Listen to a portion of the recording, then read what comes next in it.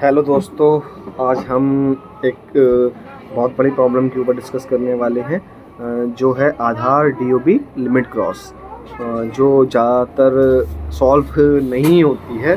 But मैं कोशिश करूँगा जो भी मेरे फॉलोअर्स रहेंगे उन सब की डीओबी लिमिट क्रॉस को सॉल्व करवाने की, क्योंकि मैंने अपनी खुद की भी डीओबी लिमिट क्रॉस सही कराई है और लगभग मुझे 3 से 4 साल इसमें लग गए, जिससे कि मैं करवा पाया। और इससे पहले मैं नहीं करवा पाया था। मेरी जॉब में, मेरी लाइफ में बहुत सारी दिक्कतें आई। मैं कभी कभी सोचता था कि ये कर लूँ, वो कर लूँ, बट नहीं। मुझसे बहुत सारे लोगों ने बोला कि 10,000 दे दो, 20,000 दे दो, हम करवा देंगे। बट मैंने कहा नहीं, करवाऊँगा तो लीगल वे में करवाऊँगा, वरना नहीं करवाऊँगा, चाहे उसमें फिर मुझे कितना भी टाइम लग जाए। इलीगल वे में क्या होता है, कभी कभी अगर आप चेंज करवा लेते हो तो आगे चल के कभी चेकिंग में आपकी अगर डॉक्यूमेंट पकड़े गए तो आप जेल भी जा सकते हो और आप पे अच्छा खासा जुर्माना भी लग सकता है। तो इसलिए आप इलीगल वे से ज़्यादा बेटर है लीगल वे में करवाने की कोशिश करना डीओबी लिमिट क्रॉस, जो आपकी सबसे बड़ी प्रॉब्लम है। अब इसके बारे में हम बात करते हैं, ये क्यों होती है, कैसे होती है और किस लिए होती है और इसका क्या सॉल्यूशन है, और इसमें सॉल्यूशन में क्या डॉक्यूमेंट लगेंगे, उस सब के बारे में हम आपसे बात करते हैं। तो सबसे पहले हम बात करते हैं कि ये क्यों होती है। क्यों का तो कोई सवाल ही नहीं है, क्योंकि आप सब जानते हो आप लोगों की कैसे कैसे हुई है। बट जो मेन टॉपिक है मैं आपको बता देता हूँ। कभी कभी क्या होता है, कुछ लोग फॉर्म भरते टाइम कुछ गलतियाँ कर देते हैं, जिससे कि डीओबी चेंज हो जाती है। जो मेरा खुद का एक रहा है, मैंने क्या किया था, अपना नाम चेंज करा रहा था, नाम में थोड़ा गलती थी, मिस्टेक, वो मैं सही करा रहा था और उसमें गलती से मेरी डीओबी चेंज हो गई थी। और बहुत से लोगों का क्या होता है, कुछ अपनी जॉब के लिए 2-2 बार इंटर कर लेते हैं, हाई स्कूल कर लेते हैं, तो उसके लिए भी कुछ लोग करवाते हैं, तो उनकी 2 बार हो जाती है, फिर तीसरी बार और करवानी होती है वापस उसी मार्कशीट के लिए उन लोगों को, तो डीओबी लिमिट्स क्रॉस हो जाती है। तो फिर उन्हें बहुत इलीगल ही हो गया। लेकिन मैं चाहूँगा कि उन लोगों का भी आपके सारे डाउट क्लियर हो जाएं कि हो सकती है या नहीं हो सकती है, मेहनत करें इस चीज़ पे या नहीं करें।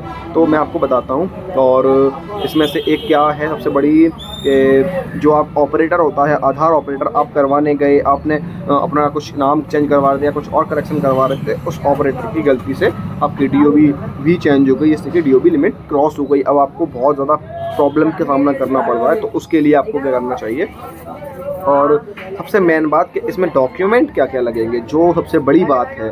तो कुछ लोग इसमें डॉक्यूमेंट में बहुत सी गलतियां कर देते हैं कि तहसील चले जाते हैं, एसडीएम के पास चले जाते हैं, नोटरी करवा लेते हैं, स्टाम्प में लिखवा लेते हैं, फिर जाके अपलोड करते हैं। तो आधार UIDAI इस चीज़ को बिल्कुल वैलिड नहीं मानता है, और ना ही ये सब करने से वो आपकी डीओबी चेंज करेगा कभी भी।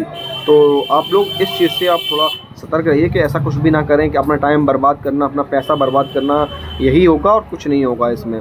तो आपके सबसे बढ़िया सॉल्यूशन जो है, तो आप सबसे पहले अपना जन्म प्रमाण पत्र बनवा लीजिए। और अगर आपका जन्म प्रमाण पत्र बना हुआ है तो आप, और उसमें आपकी गलत एज डली हुई, तो फिर आप उसको रिजेक्ट करवाइए, पहले तो कैंसिल करवाइए, फिर आप दोबारा से एक अप्लाई कीजिए, तब आपका ही ठीक हो सकता है। तो मैं आपको बताता हूँ, जब आप जन्म प्रमाण पत्र बनवाएंगे तो आपको एक अध्यापक आदेश की ज़रूरत पड़ेगी।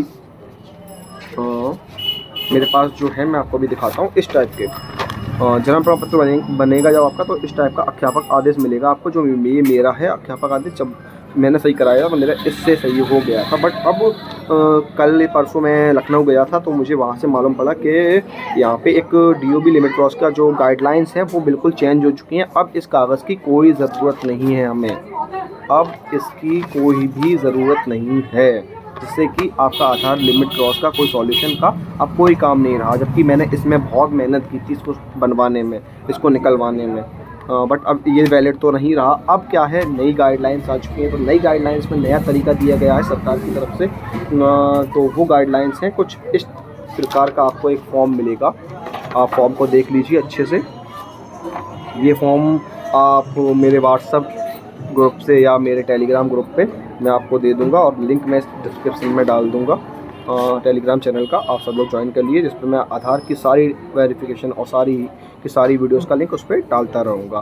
तो ये फॉर्म अब लग रहा है, जो मुझे फॉर्म मिला था मेरे दोस्त का, मैं करवाने के लिए गया था, वहाँ से मुझे ये फॉर्म मिला। मेरी डीओबी जो ख़राब हुई थी वो मैं ठीक करवा चुका हूँ। मेरा तो उससे अध्यापक आदेश या एसडीएम के जो आदेश होते हैं उससे मेरा काम हो गया था उस टाइम पे। बट अब नया रूल है, तो नए रूल में ये सब आया है, इसमें ये फॉर्म भरना है, नोटरी करानी है, इसकी एक स्टाम्प नोटरी करानी है, इसको एक टाइप करवा के नोटरी पे लगवाना है। तो इसमें पहले तो आप जाना अपने तहसील पे, इस टाइप का फॉर्म जो मेरे डिस्क्रिप्शन से आप लोगे उसको टाइप करवाना और इस फॉर्म को निकलवा लेना, जो आपको UIDAI की वेबसाइट पे मिल जाएगा। इस फॉर्म को आप एक टाइप करवाना, टाइप करवाने के बाद नोटरी करवा लेना, नोटरी करवाने के बाद स्टाम्प ले लेना, एक स्टाम्प इसको नोटरी करवाना है एक आपको, और जो स्टाम्प लोगे उस स्टाम्प पे उस पेपर को जो आप टाइप करवाओगे उसको नोटरी करवाना है। तो 1 मिनट रुकना ज़रा, मैं वीडियो को पोस्ट कर रहा हूँ, मुझे कुछ काम है थोड़ा सा। हाँ, वेलकम बैक, फिर दोबारा मैं आ चुका हूँ आपके सामने।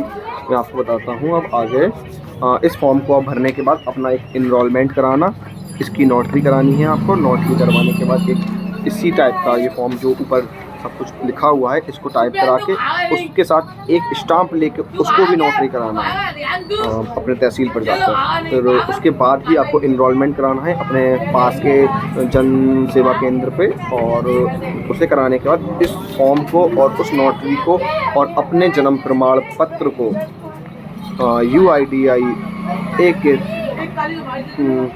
ईमेल पर भेजना है और उनके पते पर पोस्ट करना है बाई पोस्ट। तो फिर आपका वैसे तो ज़्यादा से ज़्यादा मैंने अभी ये जब से मैं ये लेकर आया हूँ फॉर्म, तो जब से 2 लोगों का चेंज हो चुका है। ये न्यू गाइडलाइंस जो आई हैं वो बहुत वैलिड हैं और बहुत अच्छे से काम हो रहा है इस पर। तो ज़्यादातर लोगों का ठीक हो रहा है अगर आप ये सारे डॉक्यूमेंट सही तरीके से भर के भेज देते हो तो। हाँ, और आप इसी चीज़ पे काम करेंगे तो आपका जल्दी हो जाएगा। और सबसे मेन चीज़ क्या है, इस फॉर्म में आप एक ऐसा रूल देखेंगे कि इस फॉर्म के बाद इस बार चेंज कराने के बाद आप अगली बार भविष्य में चेंज कराना बहुत ज़्यादा डिफ़िकल्ट हो जाएगा। तो देखकर ही फॉर्म भरिएगा ये, और देखकर ही इस काम को कीजिएगा ताकि आप आगे चल के आपको दिक्कत ना आए। बहुत ज़्यादा दिक्कत हो जाएगी आपको, तो आराम से धैर्य रखकर ही काम करना। और